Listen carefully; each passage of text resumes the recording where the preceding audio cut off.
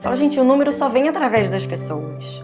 Não tem jeito. Então, se as pessoas estão no melhor delas, se as pessoas se sentem confiantes e estão ali para isso, elas vão entregar um resultado muito melhor. No fim, a liderança empática é liderança que se importa em conhecer qual é o motivador do outro. Normalmente as mulheres são muito mais críticas de si mesma, mas os homens são críticos do outro e do ambiente. Tudo é a culpa da economia, o outro, né? Nossa, quem que fez tal coisa? E a mulher leva para ela.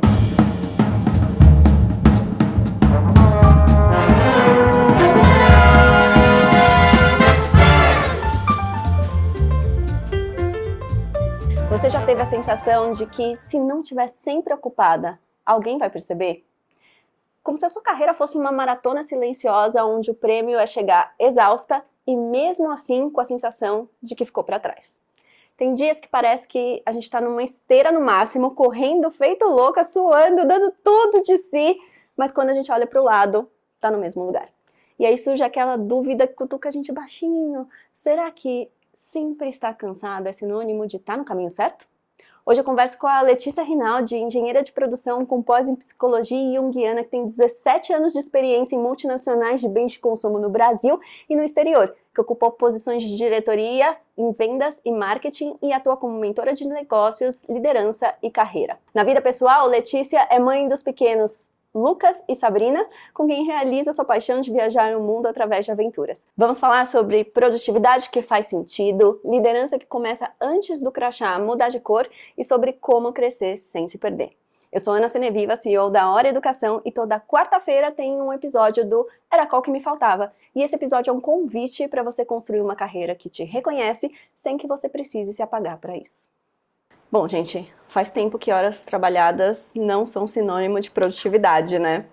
E o que você acha disso? O que é o conceito de produtividade para você e como que você leva isso na sua vida? Tá bom. Então, primeiro que assim, eu super concordo e me vejo nessa situação. Eu tive a oportunidade também de morar fora a trabalho um tempo e é nítida a diferença, assim, é muita diferença. E acho que foi lá até que eu comecei a olhar para isso, porque até então você nasce nessa cultura, né, de crise de produtividade, de hiperrealização, né, aquela coisa de eu sou bem-sucedido, ou eu tenho sucesso, ou eu vou ser reconhecido se eu trabalhar muito, e mais importante, se eu mostrar que eu estou trabalhando muito. Exato. Né? Eu lembro muito na minha época, assim, de estagiária, trainee, que acho que ainda tinha isso muito mais forte. Acho que já melhoramos. Mas eu lembro muito dessa época que era assim, eu já entrava no escritório de manhã sabendo, ou na minha cabeça, que eu vou sair tão tarde, e que aí na hora do almoço, vamos fazer um almoço mais tranquilo? Aí vamos ali no cafezinho? Então assim, na verdade, não era produtivo, né? Na verdade era isso, era só a sensação de estou trabalhando muitas horas, sou workaholic, mas não necessariamente produtivo. Produtivo é o uso melhor e máximo do seu tempo, do que você consegue entregar dentro daquele tempo. Não exatamente um tempo sem ser produtivo, sem entregar resultado, né? E aí, contando um pouquinho, assim, rapidamente, né, na minha época em Londres, assim, os ingleses, então, né, gente, incrível. E naquela época ainda não teve... E eles têm uma relação diferenciada com o tempo também, né? Muito. É uma cultura que tem uma relação diferenciada com o tempo. Foi aí que eu aprendi, gente, a reunião 9 horas começa às 9 horas. E se tem uma reunião depois de 9h30, ela vai acabar 9h30. No Brasil não tinha. Agora melhorou muito, eu acho, com a questão, né, do online, da hora do Teams ali, que você tem que entrar no online. Trouxe um pouco mais dessa disciplina, mas até então não, era a reunião das 9 que chegava, tem cafezinho antes, aí tem que esperar o outro, aí atrasou e vai encadeando uma reunião na outra, quando você vai ver começou a reunião 8 horas da noite. Então o inglês realmente não tinha isso. Eu percebi também essa coisa do estar presente. Eu estou aqui a trabalho, já estou conectado, estou sendo produtivo de fato. Não tem a coisa do cafezinho, vamos ali passar uma hora, fazer uma conversa que não seja de trabalho. Porque tem que ir embora, entende? 5 horas, a expressão cair a caneta, cair a caneta. E foi muito difícil no início para eu me adaptar, porque eu falava assim, gente, 5 horas já? O que eu vou fazer agora? Eu não sabia com todo esse tempo livre! O que eu vou fazer com esse tempo? As pessoas não trabalham agora? E a minha chefe, ela era inglesa, né? E aí ela me falava, Letícia, eu tenho 3 filhos, agora é hora de ir pra casa, meu segundo turno. né? Sim. Então a gente aqui tem, né, assim, dá um jeito, terceiriza, enfim. Então lá não, realmente quem faz isso são os próprios, né? Os pais, as mães, as pessoas, enfim. E um caso também curioso, assim, que eu acho que brasileiro a gente não confunde, a gente mistura mais a vida pessoal e a vida profissional. Até por isso, já que você vai passar 12 horas no trabalho, você mistura. E aí eu tenho um caso curioso que no almoço de trabalho com os ingleses e pessoas de outras nacionalidades também, eu adoro falar de viagens. Aí eu fui, né, vou ser simpática aqui, puxar um assunto de viagem. E aí, pessoal, vocês têm viajado muito? Aí a resposta veio, sim, a gente fez uma visita de mercado em Singapura na semana passada. Aí eu, ai meu Deus do céu, já entendi, assim. Não se cruza essa linha. Não se cruza. Tá no trabalho, tô no trabalho. E uma outra coisa também cultural que eu achei bem bacana, eles realmente conseguem planejar o tempo deles. Agenda. Sim. Essa coisa do pegou o telefone e ligou, né? Que agora a gente também não liga tanto, mas pegou o telefone e ligou ou pediu algo de última hora pra pessoa, lá não existe. Era só com agenda marcada, com antecedência, para justamente se programar. Não tem essa de, você tem 5 minutinhos? Não tenho 5 minutinhos. Não, minha agenda tá aqui, eu tô programada. Então, consegue planejar melhor o dia, entregar aquilo que planejou, consequentemente ser muito mais produtivo. Sabe que eu tenho uma história de quando eu trabalhava nos Estados Unidos e eu ficava até mais tarde, porque meu marido estava no Brasil, eu estava lá sozinha. Então, assim, eu não tinha essa pressão para voltar para casa 5 da tarde, porque eu não tinha nada me esperando às 5 da tarde. Eu aproveitava para fazer as coisas de foco ali no escritório e voltava andando para casa, morava em Nova York e tal. Um dia, uma pessoa de uma outra área, que fazia fronteira com a minha área, eu trabalhava em marketing, eu acho que o cara é de supply chain, eu nem sei. Um dia todo mundo tinha ido embora, ficou eu e ele. Ele tava fechando as coisas para ir embora, ele falou assim, você. Oi, tudo bem? Tipo, eu nunca tinha conversado comigo. Assim, você. Eu percebi que você fica até mais tarde, todos os dias. Você deveria trabalhar na sua casa se você quer trabalhar mais que os outros. Porque você está fazendo a gente parecer mal, porque a gente tem que sair e você pode ficar. E isso nunca tinha nem passado pela minha cabeça, né? Isso nunca tinha sido uma percepção, assim, e nunca tinha sido a minha intenção fazer os outros parecerem mal porque eu estava ali. Mas essa questão da cultura que você trouxe é muito importante. Você tem que saber ler a cultura de onde você trabalha, porque às vezes você emite sinais que as pessoas vão interpretar como uma afronta, no caso dele, né? Falando assim, você está criando um referencial aqui que vai ser impossível para a gente preencher, porque nós temos outras prioridades. E na hora eu fiquei muito pé da vida dele ter me falado isso. Falei, que coisa injusta, que feedback, que opinião não solicitada e não sei o quê. Mas hoje, tempos depois, voltando atrás e entendendo a situação, eu falo assim, ainda bem que ele me falou. Porque eu fui trabalhar na minha casa depois, porque eu não queria criar nenhum tipo de mal-estar no trabalho desnecessário. Porque esse era um mal-estar totalmente desnecessário e eu podia trabalhar na minha casa.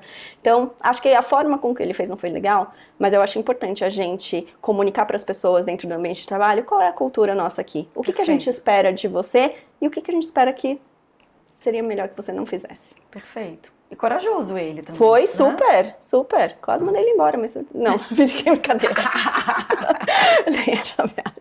Tipo, se você não quer fazer o trabalho, se você não quer dar o seu extra mile, o problema é seu. Bem, eu sou a Kátia. É um prazer estar aqui com você. Eu gostaria de fazer uma pergunta.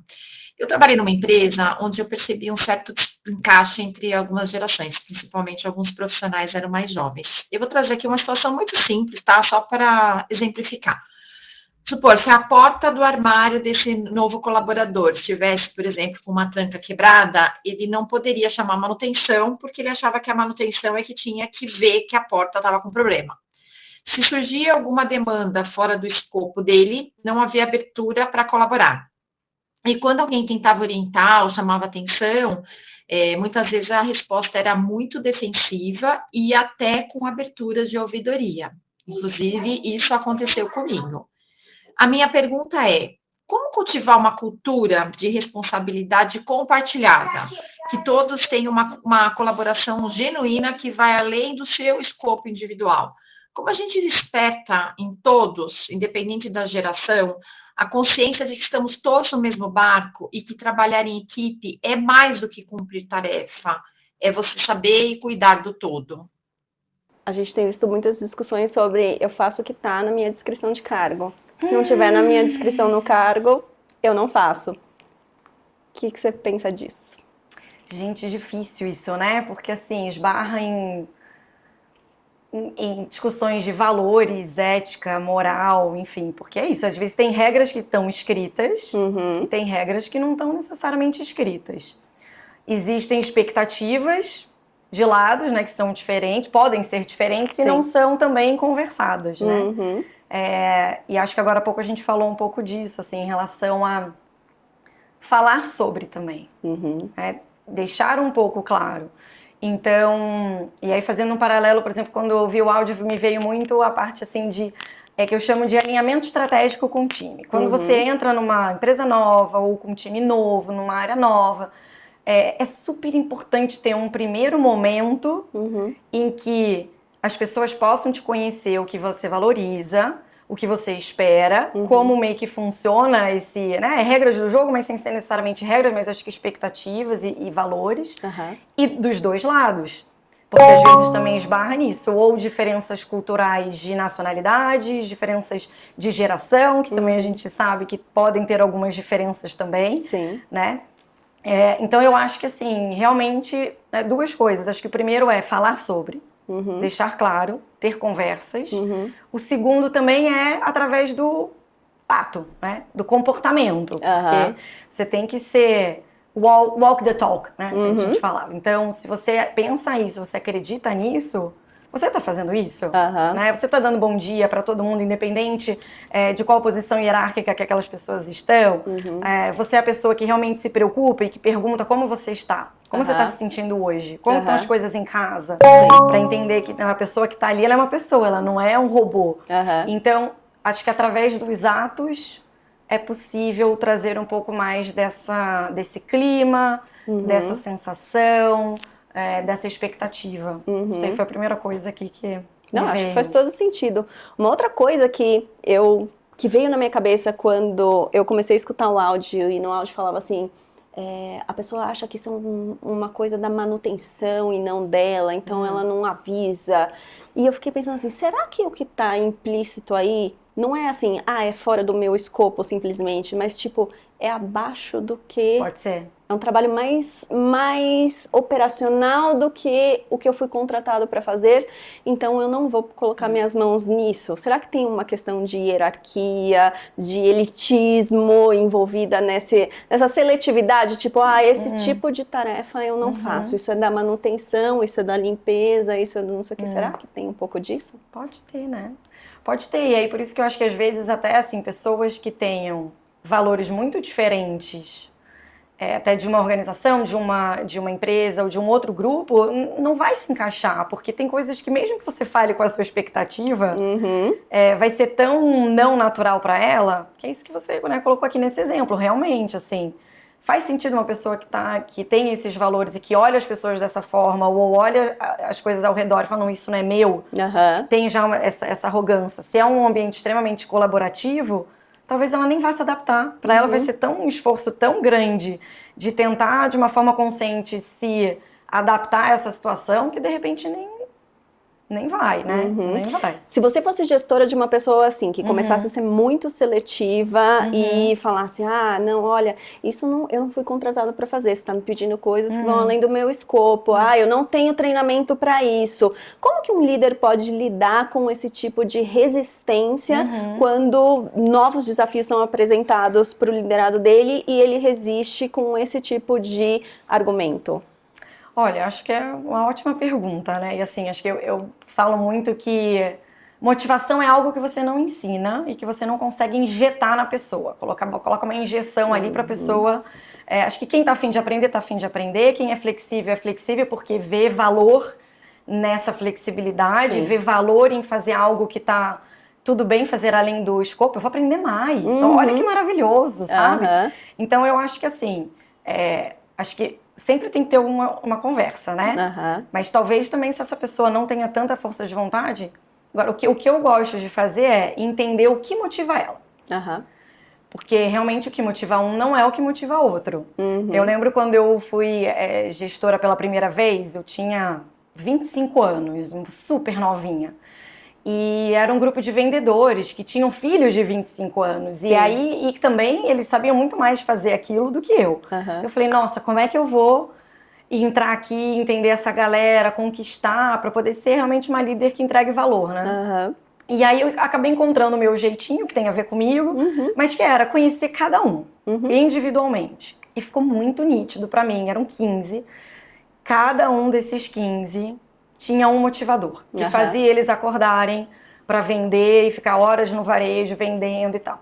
Então, quando eu comecei a perceber, aquele ali, ele gosta de reconhecimento. Aquele ali gosta de pertencimento. Ele quer todo dia me ligar para me contar o que ele fez e sentir que ele está sendo visto, que ele pertence a esse grupo. O outro quer acordar, fazer o trabalho dele, garantir o salário do mês e ir embora para casa. Então eu fui começar entendendo, e através do entendimento do que motiva o outro, você consegue ter uma conversa, uma conexão, e também mostrar o seu lado. Olha, entendo que é isso aqui que te motiva, etc, etc, mas aqui, tudo bem que seu job description diz isso, mas eu também espero que para você se desenvolver, você crescer onde você está e cada vez fazer melhor e mais leve, etc, faz sentido também aqui. Vamos abrir um pouco a cabeça e tal. Mas acho que essa conversa só é possível depois que você compreende, você como líder, compreende o que o seu liderado valoriza. Achei maravilhoso isso. Tem a ver com ter uma curiosidade genuína sobre o outro. Aquilo que a gente fala de liderança empática, que está super na moda, e que todo mundo acha que é o ser o líder bonzinho com o outro. No fim, a liderança empática é liderança que se importa em conhecer qual é o motivador do outro. Se importa em fazer perguntas que o outro se sente à vontade de responder e que da próxima vez ele não vai nem precisar ser perguntado, ele vai te trazer proativamente. Então, às vezes eu acho que a sua descrição foi a descrição perfeita da liderança empática em ação. E hoje eu vejo muita gente resistindo a isso porque acha que isso é uma coisa que compromete o resultado, quando na verdade a liderança empática consegue muito mais resultado. Muito mais. Fala, gente, o número só vem através das pessoas. Não tem jeito. Então, se as pessoas estão no melhor delas, se as pessoas se sentem confiantes e estão ali para isso, elas vão entregar um resultado muito melhor. Mas é legal que agora você falando, Ana, eu lembrei de uma outra situação também. Como, enfim, infância de cada um é cada uma, né? Diversas situações que você foi exposto ao longo da vida que faz com que você talvez desenvolva algumas crenças limitantes. Então, por isso que entender o outro faz muito sentido. E aí eu vou dar um exemplo. Eu tenho uma mentorada, a gente conversou muito sobre isso. Ela não é natural para ela entrar no assunto de emoção, de sentimento. Do tipo, não quero saber muito o que está acontecendo no trabalho. Não quero muito entrar na vida do outro, também não falar muito dela. E a gente, depois de um tempo, assim, conversando e entendendo o que é sucesso para ela, a gente percebeu que o modo, vamos dizer assim, na infância dela, ela foi aprendendo, entre aspas, que ela é reconhecida ao entregar um resultado, ao fazer uma ação, não ao mostrar um sentimento. Não chorando, ou não pedindo ajuda, ou não mostrando que ama, que é carinhosa, que é carinho. Não era isso que era valorizado dentro da casa dela. Não era assim que ela recebia atenção. Não era assim que ela recebia atenção. Então, para ela, o reconhecimento vai vir através de fazer. Foco. Resultado, entregas. Mexer em sentimentos é uma fraqueza. Então, até você conseguir perceber isso, ter esse insight e falar, meu Deus, faz sentido. Emoção não necessariamente é uma fraqueza. Na verdade, eu não acho que seja uma fraqueza. Não é uma fraqueza. Inclusive, e aí Brené Brown maravilhosa, né? Inclusive pode gerar vulnerabilidade. A vulnerabilidade vai gerar um ambiente de confiança. Então, olha como isso também é importante. Mas isso também para dizer que, assim, não necessariamente é uma pessoa do mal, insensível, malvada. Enfim, existem coisas ali muito mais profundas que levaram ela a acreditar que aquilo era o melhor para ela e para o trabalho dela. Faz todo sentido. Um dos grandes dilemas da vida profissional da mulher é conciliar a maternidade com o trabalho, né? Quando os filhos nascem, principalmente quando ainda são pequenos, muitas mulheres optam por pausar a carreira, né, e sair do mercado de trabalho. Minha pergunta é, quais seriam as dicas para que essa profissional retome a sua carreira, para que ela volte a fazer networking e volte a ser recrutada depois de uma pausa, às vezes de 2, 3 anos, às vezes até mais na carreira, né? Como retomar a vida profissional se ela fez uma pausa por causa da maternidade. O que você acha? Ainda é problema e ainda é mal visto, como era no passado, fazer essa pausa? E você acha que exige algum tipo de esforço especial nessa volta? Esse tema eu amo, gente. Maternidade, carreira, dá, eu acho que 10 horas de Gente, é interminável. Nossa, enfim, assim, é N e eu amo, né? Eu amo, tenho 2 filhos pequenos, assim, quer dizer, estão com 4, 6 anos de idade. Eu não cheguei a dar uma pausa na carreira, mas eu também fiz part-time com um, quando eu voltei. E com a Sabrina eu dei um tempo um pouco maior, eu voltei quando ela tinha 1 ano de idade. Então eu super me vejo também nessa pergunta, nessa situação. E espero que o mercado realmente esteja vendo melhor, mas eu sinto que sim. E acho que cada vez mais se fala sobre as competências que a gente desenvolve na maternidade. Então eu acho que ter clareza sobre isso, ter segurança, né, sobre isso, é um ponto super positivo. Então, depois da maternidade, a minha produtividade, e a gente falou disso no início, a produtividade aumentou absurdamente, absurdamente. A minha capacidade de não me apegar à picuinha e realmente saber priorizar e falar, não, isso daqui é o que vai mudar o jogo. Dá um senso prático, não? Absurdo. E outra coisa que eu acho que pra mim foi talvez a mais, assim, trabalho não é tudo. Trabalho não é o fim. Trabalho é um meio. Até então, pra mim, o trabalho era o fim. Nasci, gente, é isso. Eu quero que... o meu grande objetivo era crescer na carreira e o trabalho pra mim era o fim. Acho que faz sentido em algum momento ali também de fase de vida. Mas a maternidade trouxe isso. E aí isso fez com que eu passasse a ser uma profissional mais leve. Também de olhar para os problemas do trabalho ali e falar, não, calma, assim, a perder o market share desse mês. Calma, tudo bem, vamos fazer o plano de ação, óbvio, né? Comprometimento sempre, mas o nível de emoção e de mexer com aquilo e fazer com que a gente não... Às vezes, assim, ainda tenho noites ainda que você fica lá sonhando com o trabalho, mas é diferente. Passou, acho que ser uma coisa mais gostosa e mais leve ao tirar esse peso todo do trabalho, sem dúvida nenhuma. E acho que impressionante também uma coisa que eu percebi gente, passou 2 anos, 3 anos, mas tá tudo igual. Quando você volta, dá uma sensação, gente... De que o tempo não passou para essas pessoas, nem para essa empresa, gente. Os desafios continuam os mesmos. Os problemas são os mesmos. Você fala, gente, déjà vu, eu já vi isso aqui acontecer. É muito interessante isso. Então, acho que gostaria de falar para essas mulheres, né, para essas Rebecas... se vocês tomarem essa decisão, 3 anos não é nada na vida, é muito pouco tempo. Outras competências vão ser afloradas. Acho que também, assim, e aí uma coisa que eu fiz, porque também pra mim é uma coisa prazerosa, manter os contatos, de alguma forma, seja planejada, intencional ou não intencional, mas acho que precisa pensar sobre isso. Manter um contato, marcar um almoço, um café virtual... para manter sabendo o que está acontecendo, as pessoas continuarem lembrando de você. Eu falo sempre, quem não é visto não é lembrado. Então acho que precisa, é bom manter essa rede de contatos, ainda que você vá voltar, não vá voltar, vá mudar de carreira, mas acho que manter os contatos sempre é importante. E pegando o que você falou dessas competências que cada uma de nós desenvolve no exercício da maternidade, né? E que podem ser listas diferentes para cada mulher, né? Dependendo de como foi a sua experiência. Eu acho super importante a mulher ter uma história para contar sobre isso. Perfeito. Então, sabe...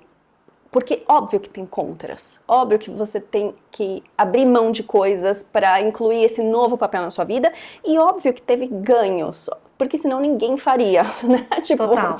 Tem muitos ganhos, senão ninguém faria. Tenha claros quais foram os seus ganhos e tem uma história para contar sobre eles, porque muitas vezes eu sinto que essas mulheres que estão voltando para o mercado de trabalho, que têm esse desejo para voltar, voltam quase pedindo desculpas.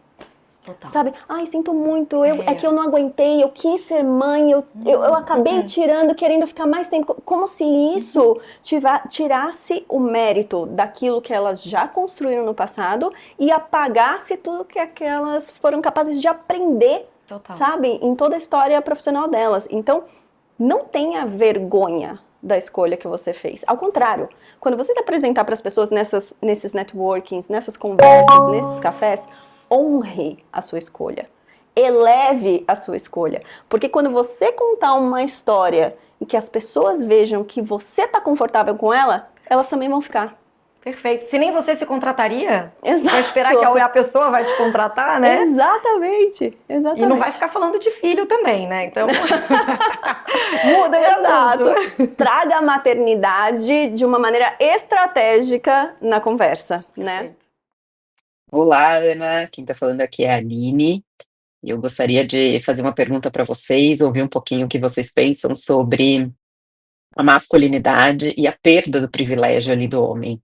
Quando a gente fala de grandes corporações, a gente vê, né, um cenário ainda de muita liderança masculina, em especial em altos níveis hierárquicos, né, quando a gente está falando ali de C-level.